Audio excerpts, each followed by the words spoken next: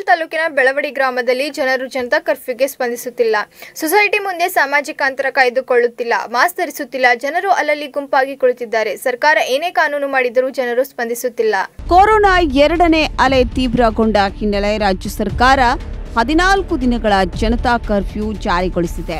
ಬೈಲಹೊಂಗಲ್ ತಾಲೂಕಿನ ಬೆಳವಡಿ ಗ್ರಾಮದಲ್ಲಿ ಜನತಾ ಕರ್ಫ್ಯೂಗೆ ಜನರು ಸ್ಪಂದಿಸುತ್ತಿಲ್ಲ. ಬೆಳವಡಿ ಗ್ರಾಮದ ಸೊಸೈಟಿ ಎದುರುಗಡೆ ಸಾಮಾಜಿಕ ಅಂತರವನ್ನು ಕೂಡ ಕಾಯ್ದುಕೊಳ್ಳದೆ ಮಾಸ್ಕ್ ಧಾರಣೆ ಮಾಡದೆ ಜನರು ಅಲ್ಲಲ್ಲಿ ಗುಂಪಾಗಿ ಕುಳಿತಿರುವ ದೃಶ್ಯವನ್ನ ತಾವಿಲ್ಲಿ ಕಾಣಬಹುದಾಗಿದೆ. ಸರ್ಕಾರ ಎಷ್ಟೇ ಕಠಿಣ ಕಾನೂನು ತಂದರೂ ಕೂಡ ಜನರು ಸಹಕರಿಸುತ್ತಿಲ್ಲ.